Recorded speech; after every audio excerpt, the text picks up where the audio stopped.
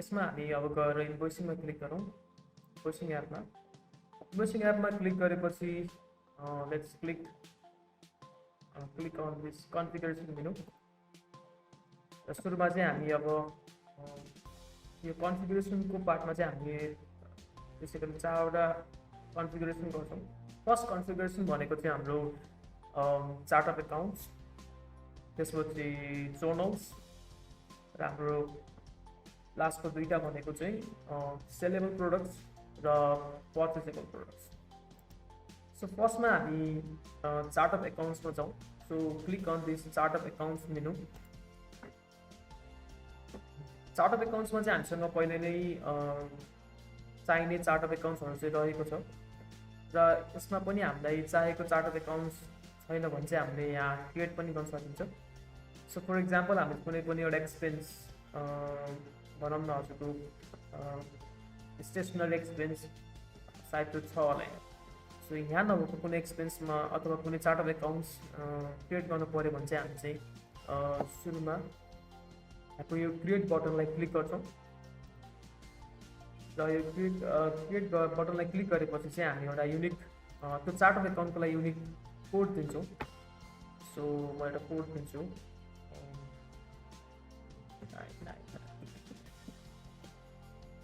यसको अनि यो चार्ट अफ एकाउन्ट्सको नेम के छ, बेसिकली हाम्रो एकाउन्टिङको पार्टमा हेर्दाखेरि चाहिँ तिनले नाम दिन्छ। सो फर इक्जाम्पल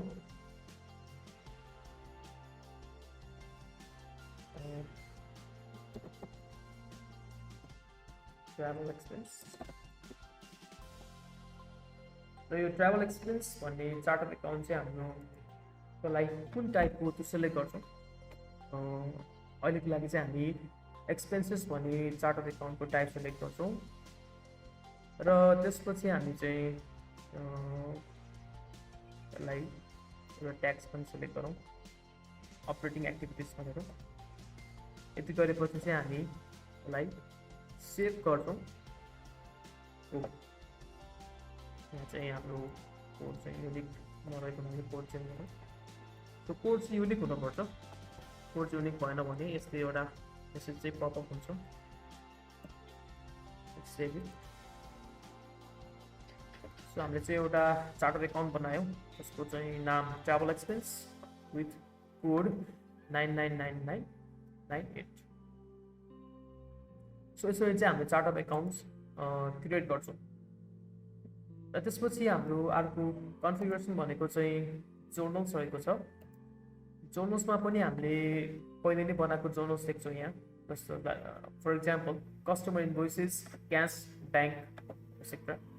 सो हामीले कुनै नयाँ जोर्नल्स क्रिएट गर्नु पऱ्यो भने चाहिँ हामी सेम त्यही क्रिएट बटनले क्लिक गर्छौँ। त्यसमा चाहिँ अब हामी जोर्नलको एउटा नाम दिन्छौँ, फर इक्जाम्पल पार्टनर इन्भोइसेस, अनि यसको हामी टाइप दिन्छौँ सेल्स, अनि यसको लागि पनि हामी एउटा कुनै एउटा युनिक कोड दिउँ, इक्जाम्पल 07, अनि let's select default debit account चाहिँ हामी अहिलेको लागि चाहिँ प्रोडक्ट सेल्स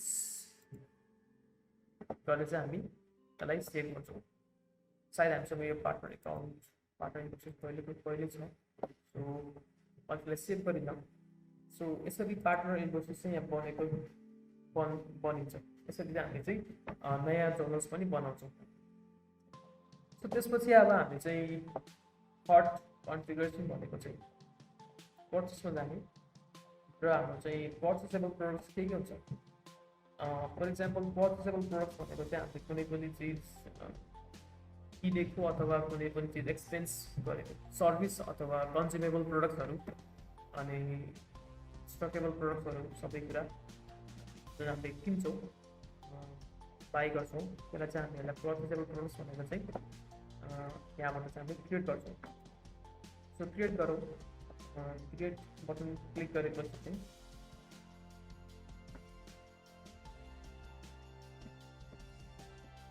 हामी चाहिँ त्यो प्रोडक्टको नाम दिन्छौँ। फर इक्जाम्पल खाजा। त्यसको लागि चाहिँ हामीले चाहिँ यो प्रोडक्ट हामीले सेल गर्दैनौँ, हामी पर्चेस गर्ने गर्छौँ। अनि खाजा is like consumable product type, so हामी कन्ज्युमेबल सेलेक्ट गर्छौँ। हामीसँग अरू अप्सन भनेको सर्भिस छ। अनि यसको लागि हजुरले अब कुनै युनिक कोड दिन पनि सक्नुहुन्छ। जस्तो लाइक फर इक्जाम्पल यसको क्याटेगोरी चाहिँ अब हामी चाहिँ सेलेबल सर्भिस रहेको छ। सो हामी चाहिँ एउटा नयाँ क्याटेगोरी पनि बनाउन सकिन्छ। नाम दिउँ एक्सपेन्स दिउँ। सो यहाँ नरहेछ। सो क्याटेगोरीहरू चाहिँ हामीले बनाउनु पऱ्यो भने चाहिँ हामी चाहिँ यहाँको पार्टमा गएर यहाँको मिडलमा गएर हामी चाहिँ क्याटेगोरी बनाउनु पर्ने हुन्छ। सो अहिलेको लागि चाहिँ हामी एक्जाम्पलको लागि चाहिँ अल सेलेक्ट गर्छौँ। र हुन त अब खाजा every time sales price fix नै हुँदैन, त्यही पनि यदि फिक्स छैन भने चाहिँ लाइक 0 पनि राख्दा हुन्छ, यतिकै छोड राख्छ। र हामीले अब चाहिँ यहाँ इन्भोइसिङ भन्ने ट्याबमा गएर यसको एक्सपेन्स एकाउन्ट भन्ने फिल्डमा चाहिँ हामीले अघि बनाएको चार्ट अफ एकाउन्ट मध्येमा यदि हामीले यसलाई चाहिँ चार्ट अफ एकाउन्ट बनाएको छौँ भने चाहिँ हामीले यसलाई यहाँबाट सेलेक्ट पनि गर्छौँ, र छैन भने चाहिँ हामी यहाँबाट पनि क्रिएट सक्छौँ। सो खाजा भन्ने एक्सपेन्सको लागि चाहिँ खाजा भन्ने एक्सपेन्स पर्चेजेबल प्रोडक्ट्सको लागि चाहिँ हामी चाहिँ कुनै चार्ट अफ एकाउन्ट चुज गरौँ। फर इक्जाम्पल मैले चाहिँ यहाँ लन्च बनाएको छु होला, लन्च। सो लन्च भन्ने चार्ट अफ एकाउन्ट चाहिँ यहाँ सेलेक्ट गरेपछि हामीले चाहिँ अब यसलाई सेभ गर्छौँ। सो यसरी हामी चाहिँ पर्चेसेबल प्रोडक्ट्सहरू यसरी क्रिएट गर्छौँ। र हाम्रो लास्ट कन्फिगरेसन भनेको चाहिँ सेलेबल प्रोडक्ट्स, जुन चाहिँ हाम्रो सेल्स भन्ने मेनुको लास्ट अप्सनमा रहेको छ। यो सेलेबल प्रोडक्ट्स पनि हामीले सेम हामीले पर्चेसेबल प्रोडक्ट्स बनाएकै स्टाइलले क्रिएट गर्छौँ। यसमा कुनै डिफ्रेन्स छैन, बस यसमा चाहिँ डिफ्रेन्ट भनेको चाहिँ क्रिएट गरेपछि यसको इन्भोइसिङको पार्टमा हामीले इन्कम एकाउन्ट बनाएको छौँ। पर्चेसेबल प्रोडक्ट्सको चाहिँ एक्सपेन्स एकाउन्टमा हामीले चार्ट अफ एकाउन्ट सेलेक्ट गर्छौँ भने सेलेबल प्रोडक्ट्सको चाहिँ हामीले चाहिँ इन्कम एकाउन्टको फिल्डमा चार्ट अफ एकाउन्ट सेलेक्ट गर्छौँ। र अरू फिल्ड भनेको चाहिँ सेम एज पर्चेसेबल प्रोडक्ट्स नै हुन्छ। तर यसमा एउटा डिफ्रेन्स अर्को पनि के छ भने हामी चाहिँ यो क्यान्डी सोल्ड टिक हुन्छ र क्यान्डी क्रच चाहिँ अन्टिक हुन्छ। र हजुरले अब फेरि कुनै प्रोडक्ट यस्तो हुन्छ जुन हजुरले पर्चेस गरेर सेल पनि गर्नुहुन्छ भने चाहिँ हजुर दुइटै अप्सनलाई टिक पनि गर्न सक्नुहुन्छ। सो अहिलेको लागि चाहिँ सेलेबल मेटेड प्रोडक्ट्स हामी क्यान्डी सोल्ड भनेर टिक गर्छौँ। सो एउटा नाम दियो सेलेबल प्रोडक्ट्सको लागि चाहिँ मानौँ कमिसन भनेको हामी चाहिँ कुनै कमिसन रिसिभ गर्छौँ भने चाहिँ सेलेबल प्रोडक्ट्स कमिसन राखेर हामीले इन्भोइस पाउने बेलामा चाहिँ रिसिभ गर्न सक्छौँ। सो यसको लागि चाहिँ हामी प्रोडक्ट टाइप चाहिँ अहिलेको लागि सर्भिस राख्छौँ, किनभने हामीले एक किसिमको सर्भिस भयो। अनि यसको पनि हजुरले सर्ट नेम दिन चाहनुहुन्छ भने can give here it is field internal difference भन्ने ठाउँमा। त्यसपछि अल क्याटेगोरीमा सायद सर्भिस क्याटेगोरी चाहिँ सेलेक्ट गरिदिउँ। So all select. र त्यसपछि सेल्सको पार्टमा इन्भोइसिङको पार्टमा चाहिँ हामीले इन्कम एकाउन्टमा चाहिँ एउटा चार्ट अफ एकाउन्ट सेलेक्ट गर्नुपर्ने हुन्छ। सो एउटा चार्ट अफ एकाउन्ट सेलेक्ट गर्नु, let's see it is commission भन्ने कुनै चार्ट अफ एकाउन्ट छ भने छैन। सो हामी चाहिँ एउटा कमिसन चार्ट अफ एकाउन्ट के बनाइदिउँ, कमिसन यसलाई हामीले क्रिएट नगरौँ, क्रिएट एन्ड एडिट गरौँ, किनभने हामीले अरू पनि फिल्ड भन्नु पनि हुन्छ। क्रिएट एन्ड एडिट गरेपछि चाहिँ एउटा जस्तो अघि हामीले चार्ट अफ एकाउन्ट बनाउने बेलाको फिल्ड जस्तै एउटा फिल्ड यहाँ देख्न सक्छौँ। युनिक कोड दिउँ यसको लागि चाहिँ फर इक्जाम्पल 4-5 कमिसन इन्कम। अनि यसको टाइप भनेको चाहिँ एक किसिमको यो इन्कम हो, सो इन्कम सेलेक्ट गर्छौँ। र अब हामी चाहिँ ट्याक्समा चाहिँ यो कस्तो अपरेटिङ भने अपरेटिङ सेलेक्ट गर्नुहोस्, फाइनेन्सियल हो भने फाइनेन्सिङ एक्टिभिटी सेलेक्ट गर्नुहोस्। सो अहिलेको लागि चाहिँ मैले एउटा सेलेक्ट गर्छु।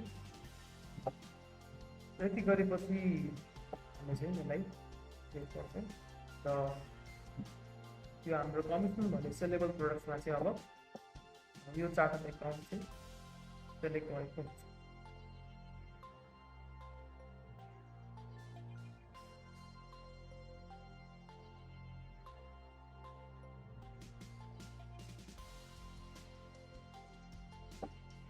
सो यदि सबै काम हामीले यहाँ सबै फिल्डहरू भरेपछि यसलाई हामी सेभ गर्छौँ र हाम्रो एउटा सेलेबल प्रोडक्ट्स पनि क्रिएट।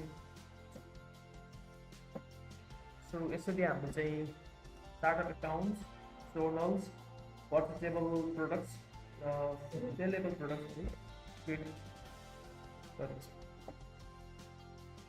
सो यो भिडियोको लागि पनि थ्याङ्क यू।